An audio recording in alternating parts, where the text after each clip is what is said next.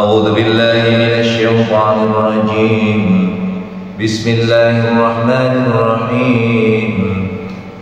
وما من دابة في الأرض إلا على الله رزقها ويعلم مستقرها ومستودعها كل في كتاب مبين. وهو الذي خلق السماوات والأرض في 6 أيام وكان عرشه على الماء ليبلوكم أيكم أحسن عملا ولئن قلت إنكم مبعوثون من بعد الموت ليقولن الذين كفروا إن هذا إلا سحر مبين. ولئن أخرنا عنهم العذاب إلى أمة معدودة ليقولن ما يحبسه ألا يوم يأتيهم ليس مصروفا عنهم وحاق بهم ما كانوا به يستهزئون. ولئن أذقنا الإنسان منا رحمة ثم نزعناها منه إنه ليئوس كفور.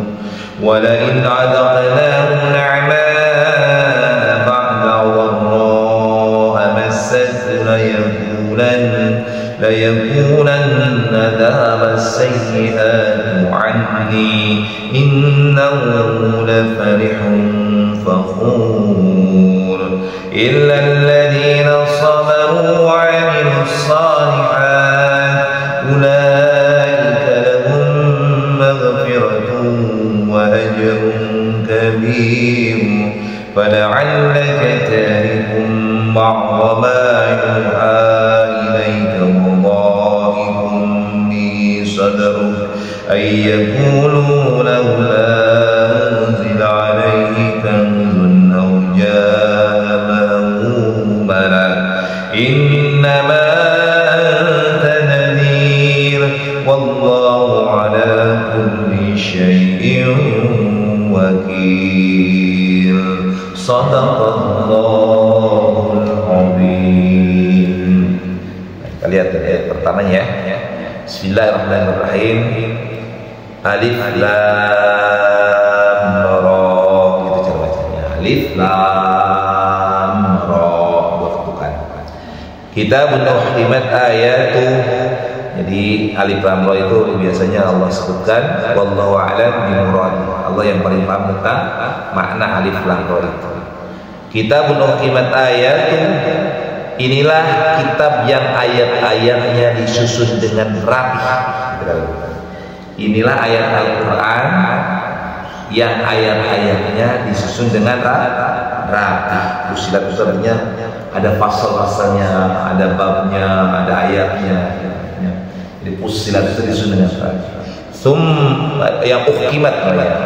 Jadi kitabun uhkimat ayat. Uhkimat itu hukum artinya tersusun rapi. Inilah ayat-ayat atau inilah kitab yang ayat-ayatnya tersusun dengan rapi. Tsumma fussilat min ladun hakimin khabir. Kemudian dijelaskan secara terperinci yang diturunkan dari sisi Allah yang maha bijaksana, maha teliti. Artinya kalau berbicara tentang terperinci, artinya diperinci atas beberapa macam kelompok, dikelompokkan. Ada tauhid, ada hukum, ada kisah, ada akhlak, ada ilmu pengetahuan, janji dan lain sebagainya.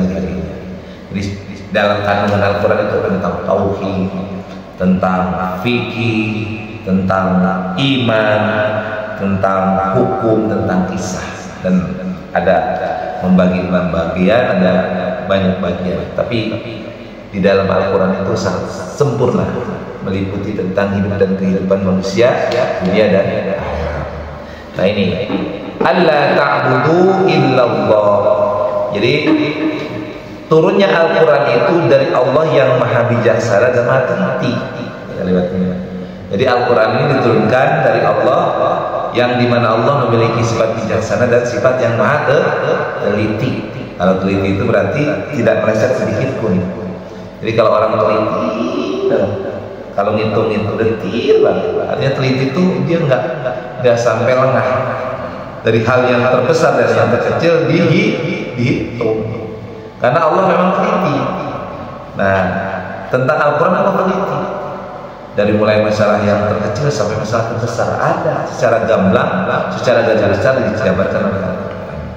Nah, alla ta'budu illallah, agar kamu tidak menyembah selain Allah. Nah, jadi turunnya Al-Quran ini yang diturunkan oleh Allah secara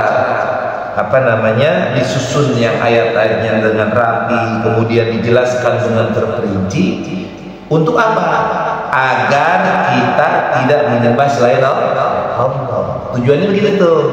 Jadi Al-Quran diturunkan Allah kepada kita dengan begitu sempurnanya. Itu tujuannya agar kita tidak menyembah kecuali Allah. Kemudian innani lakum minhu nadhirun wa basyir. Sesungguhnya aku, yakni Nabi Muhammad SAW, adalah pemberi peringatan dan pembawa berita gembira dari Allah untukmu. Jadi Nabi itu, Nabi Muhammad itu diutus oleh Allah Subhanahu wa Ta'ala untuk memperingatkan kita dan untuk memberikan kabar gembira kepada kita. Artinya gini, Al-Quran ini diturunkan Allah melalui malaikat Jibril kepada Nabi Muhammad adalah intinya untuk mengingatkan kita agar kita tidak beribadah kecuali kepada Allah, agar kita melakukan segala perintah Allah, agar kita menjauhi segala yang dilarang oleh Allah, dan menyampaikan berita gembiranya dengan surga. Jadi memperingatkan kita dengan neraka, memberikan kegembiraan kita dengan surga. Diperingatkan kita agar kita jangan sampai melakukan perbuatan yang membuat kita masuk neraka, dan diberikan kegembiraan untuk kita manakala kita melaksanakan amal-amal ahli surga. Nah, itu kalimat itu. Kemudian wa anistaghfiru rabbakum thumma tubu ilaihi yumatti'kum mata'an hasanan ila ajalin musamma. Dan hendaklah kamu memohon ampunan kepada Tuhanmu dan bertobat kepadanya. Niscaya Dia akan memberikan kenikmatan yang baik kepadamu sampai waktu yang telah ditentukan.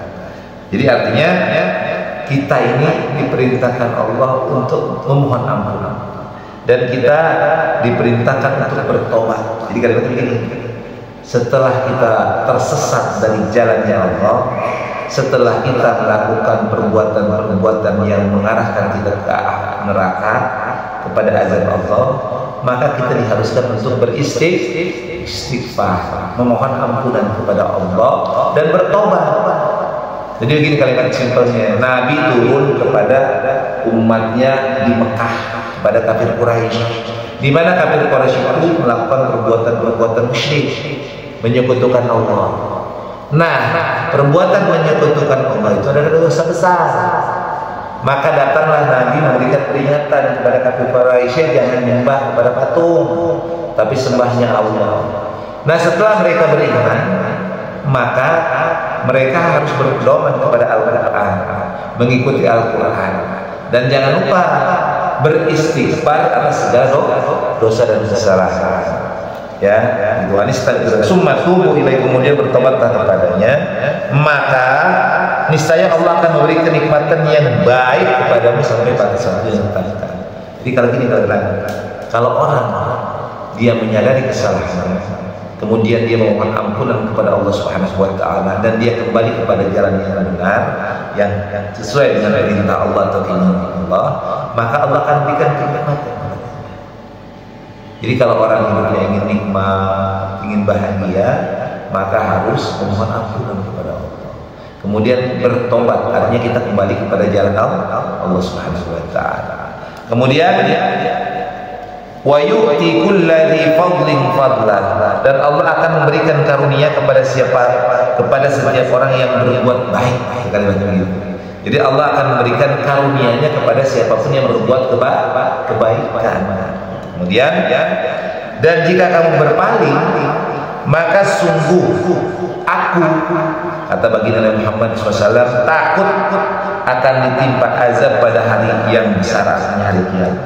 Jadi kalau ada orang sudah diingatkan agar tidak melakukan perbuatan dosa maksiat, kemudian mereka tidak mengindahkan, mereka mengabaikan, mereka berpaling, maka kita cukup begini mengucapkan, silakan kau melakukan apapun yang kau suka, tapi saya takut terhadap azab Allah, azab yang datang pada hari yang agung, yakni hari kiamat.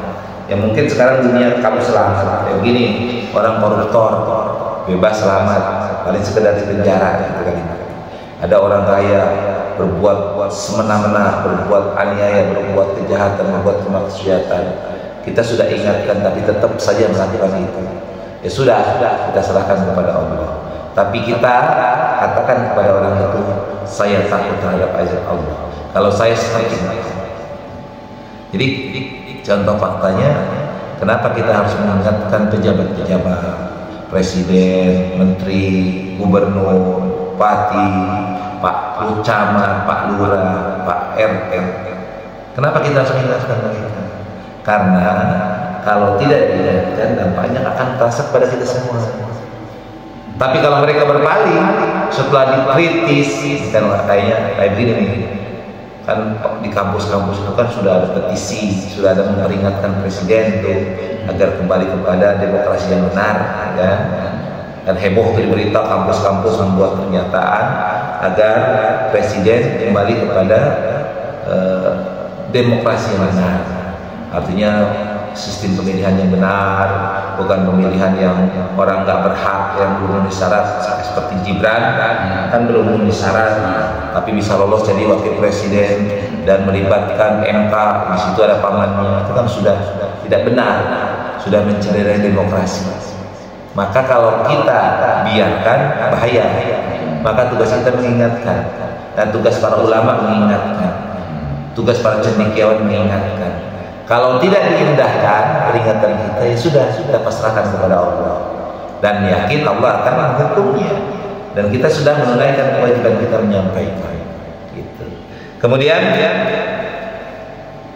ilallahi marji'ukum wa huwa ala kulli syai'in qadir, kepada Allah lah kamu kembali dan Allah Maha Kuasa atas segala sesuatu. Kemudian ayat kelimanya, ala innahum yasnuna sudurahum liyastakhfu minhu, ingatlah sesungguhnya orang-orang munafik memalingkan dada untuk menyembunyikan diri dari Nabi Muhammad, artinya menyembunyikan perasaan-perasaan permusuhan, menafikan mereka terhadap Nabi sallallahu alaihi wasallam.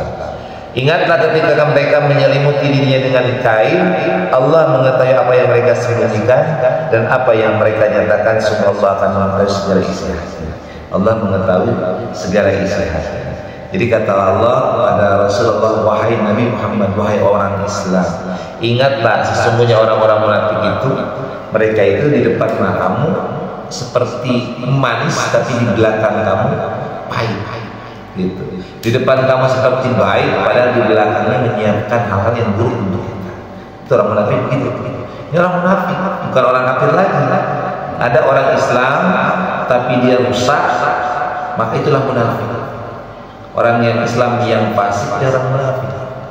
Maka orang Islam yang munafik ini di depan Rasulullah itu manis-manis seperti patung, tetapi di belakang itu mereka merencanakan makan untuk membunuh Rasulullah bahkan.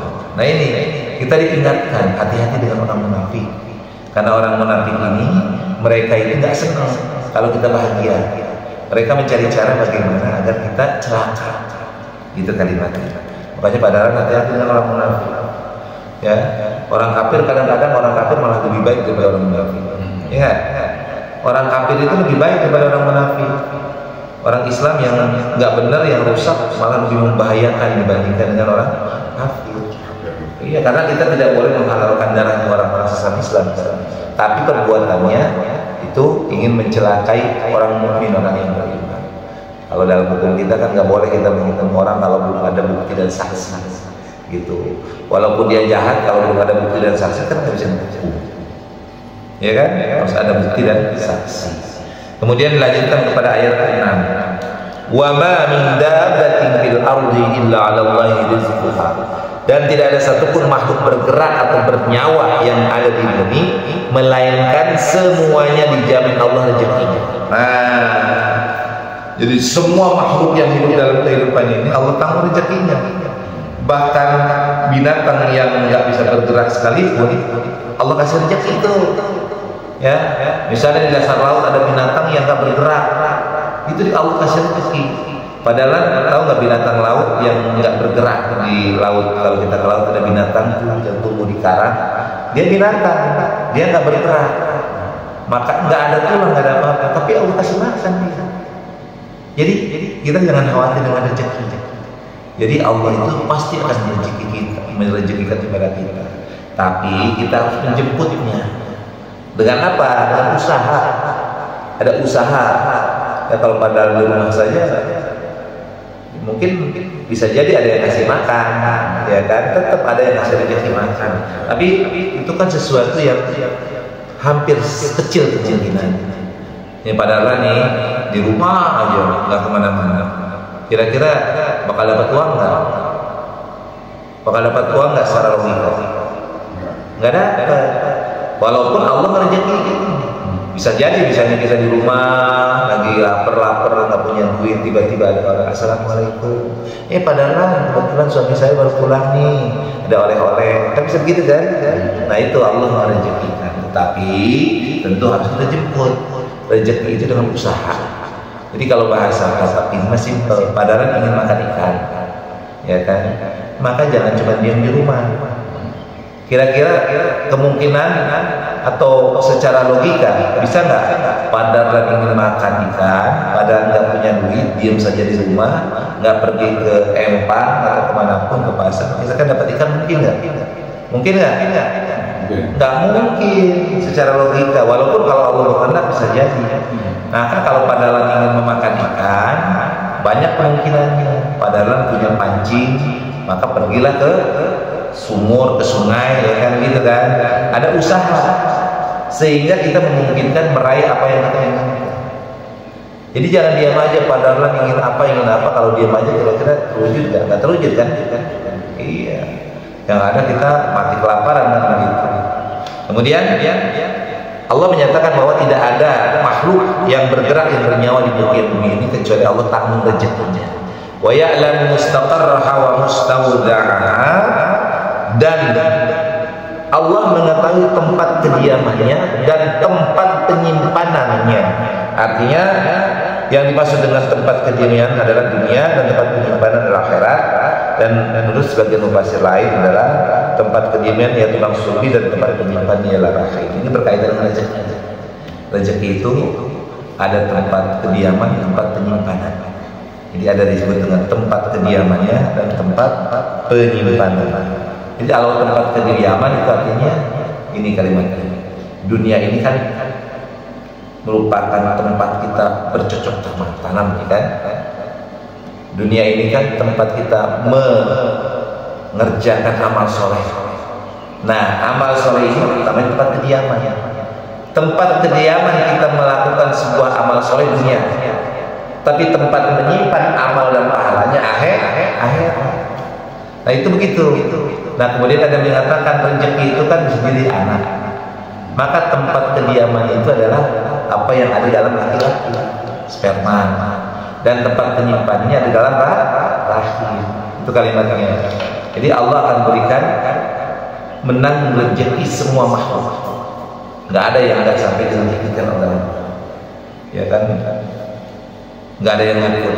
Dulu Nabi Sulaiman pernah memohon kepada Allah satu hal saja untuk menanggung rezeki, untuk menanggung rezeki satu burung, satu jenis satu burung aja.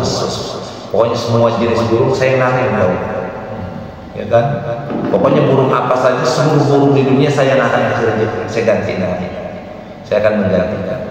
Nah, Nabi Sulaiman kan kaya raya, maka kemudian keluarkan pemberahan makan, dikasih semua burung makan. Tetapi kemudian ternyata burung itu kan banyaknya luar biasa, dan masing-masing itu nggak kenyang dalam satu makan. Maka kemudian yang terjadi apa? Ternyata Nabi Sulaiman nggak mampu memberikan makan seluruh makhluk yang bernama jenis burung aja. Apalagi makhluk-makhluk dunia yang banyak jenis. Maka disitulah Nabi Sulaiman menyadari bahwa meyakini bahwa tidak ada yang maha kecuali Allah Subhanahu wa taala. Kemudian dilanjutkan, kullum fi kitabim mubin, semua tertulis dalam kitab yang nyata, yang di Lauhul Mahfuz. Jadi semua itu sudah ada catatannya. Dalam ayat yang lain tidak ada satu daun pun yang gugur, yang rontok, kecuali itu sudah dicatat. Padahal melihat di pohon depan berguguranlah daun-daun gitu kan, serahkan di bawah ya kan, disapuin kan, disapuin itu. Maka gugurnya daun-daun di pohon itu semua sudah dicatat, ada catatannya. Jadi bukan sesuatu yang kebetulan. Ya, ada nyamuk di sini, kita duduk di sini sekarang, bukan sebuah kebetulan, tetapi semua sudah tercatat di Lauhul Mahfuz. Wa huwa alladzi khalaqas samawati wal ardh, dialah Allah yang menciptakan langit dan bumi dalam 6 masa. Wa kana arshuhu 'alal ma', dan arsy-Nya di atas air, dia bluwakum ayyukum ahsanu amala, agar dia memuji siapakah di antara kamu yang lebih baik amalnya. Wala in qulta innakum mab'utsuna min ba'dil maut, kemudian jika engkau berkata kepada penduduk Mekah, sesungguhnya kamu akan dibangkitkan setelah mati, niscaya orang kafir itu akan berkata ini adalah sihir yang nyata. Jadi orang kafir Quraisy itu kalau bercanda diomongkan bahwa kalian akan mati, maka mereka mengatakan begitu, ini sihir. Atau dikatakan bahwa mereka ini setelah mati akan dibangkitkan, mereka menyatakan nggak mungkin. Jadi orang kafir Quraisy saat itu tidak meyakini adanya hari berbangkit. Maka dalam pikiran mereka kalau sudah mati sudah, nggak ada lagi nanti akan dimintai bertanggung jawab. Maka ketika Nabi datang kepada mereka, memberikan informasi, mengingatkan mereka bahwa akan ada hari berbangkit setelah kematian, mereka mentertawakan. Mana mungkin kamu mah ngaco, kamu penyihir. Di kalimatnya illa in hada illa sihrun mubin, ini mah hanya sekedar sihir yang jelas-jelas sihir. Kemudian wala in akharna anhumul adab ila ummatin ma'dudatin, jadi dan jika kami berikan wala in akharna, dan jika kami berikan, ayat berapa sih? Ayat 8 ya. Dan sungguh jika kami tangguhkan ajab terhadap mereka sampai waktu yang ditentukan, niscaya mereka akan berkata, apakah yang menghalanginya? Ketahuilah, ketika ajab itu datang kepada mereka, tidaklah dapat dielakkan oleh mereka. Mereka dikepung oleh ajab yang dahulu mereka memperolok-oloknya. Jadi kalimat begini, ketika orang kafir itu diberikan peringatan, mereka nantang, ya sudah Muhammad, coba hukum kami nih, datangkan ajab tuh untuk kami. Kata orang-orang kafir. Maka Allah menjawab, engkau beri kesempatan untuk tidak ajab usiksa. Jangan senang dulu, engkau sebelum diajab karena kekafiran. Tetapi ingat bahwa ajab itu pasti akan engkau rasakan. Di kata Allah, apapun yang akan menimpa kepadamu itu pasti akan terjadi karena kekafiran. Tetapi kamu diberi kesempatan untuk taubat, diberi kesempatan untuk semakin jahat agar Allah tidak lagi dipersalahkan ketika menghukum mereka. Kemudian wala in adzaqna al-insana minna rahmatan tsumma naja'naha min innahu la yahusyum kafur. Nah, sifat manusia yang ayat ke-9. Dan jika Allah memberikan rahmat kepada manusia, kemudian rahmat itu dicabut oleh Allah, maka manusia akan berputus asa dan tidak berterima kasih. Ini kalimatnya. Allah kan berikan rezeki, Allah berikan kita harta kekayaan, harta benda kenikmatan. Ketika nikmat itu dicabut, apakah kebakaran, apakah dirampok orang, apakah terjadi bencana alam, maka orang yang seperti ini mereka akan berputus asa dan tidak akan berterima kasih terhadap nikmat Allah. Kalimatnya begitu tuh. Innahu la yaqussum kafur, semua mereka akan menjadi putus asa dan tidak berterima kasih. Ini maksudnya nih orang-orang kafir nih. Orang kafir itu kan sekarang banyak hartanya. Banyak hartanya, nikmat hidupnya, kemana-mana dengan mobil mewah, dengan wah. Kalau dilihat itu makannya enak-enak ya kan. Rumahnya, kayak diomong-omong masalah uang, masalah kehidupan, kesenangan gitu kan. Nah, orang yang seperti ini ketika Allah cabut kenikmatannya, maka akan berputus asa dan akan semakin sakit. Nah, kemudian walain adaqnahu na'ma ba'da dharra massathu la yaqulanna dhahaba sayyi'atu 'anhu la farihun mahum.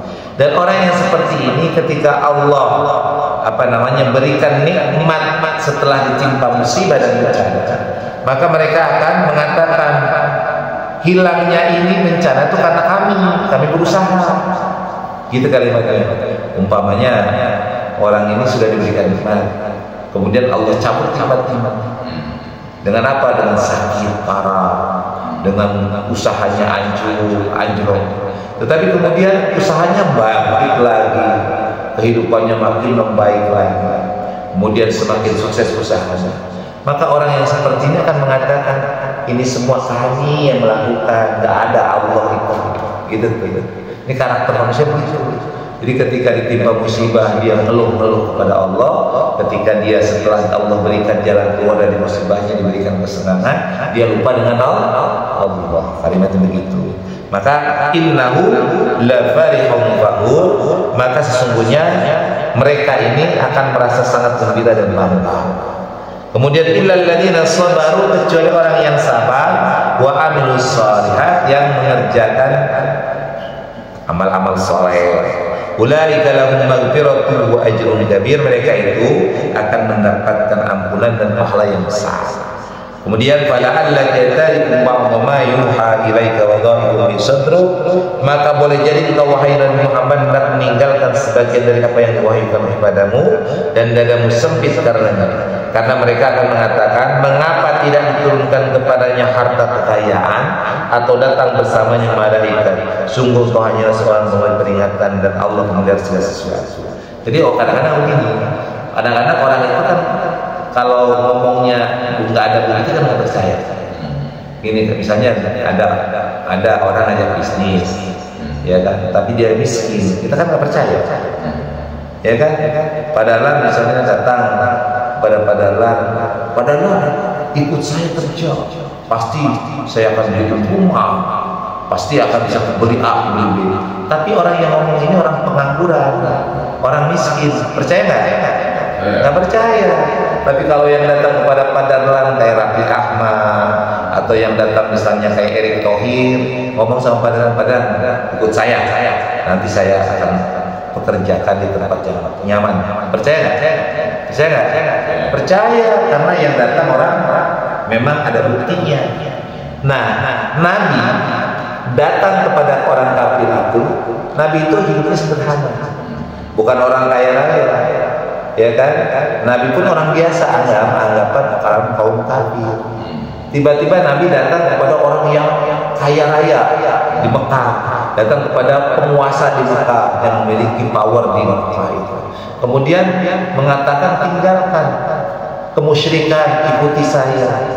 Ya, maka kemudian orang ini kan pasti mentawarkan, kamu ya ngajak saya, merintah saya untuk meninggalin apa yang biasa saya lakukan. Siapa kamu? Orang kaya bukan, pejabat bukan, gitu kalimatnya kan begitu kalimatnya. Nah, yang terjadi kepada Nabi begitu. Jadi makanya Nabi kemudian gini aja deh Muhammad, kalau engkau memang Nabi utusan Tuhan, coba engkau jadikan itu gunung bukit itu emas, gitu kan. Engkau datangkan perbendaharaan bumi ini, perhiasan bumi, cok hadirkan di depan kami. Kau punya nggak? Nih saya emas 100 gram. Mana kamu? Itu kali ini. Ditantang, kalau memang kamu Nabi dan utusan Tuhan, coba hadirkan sekarang. Nah, kalimat itu yang dilontarkan oleh kaum kafir itu membuat sesak.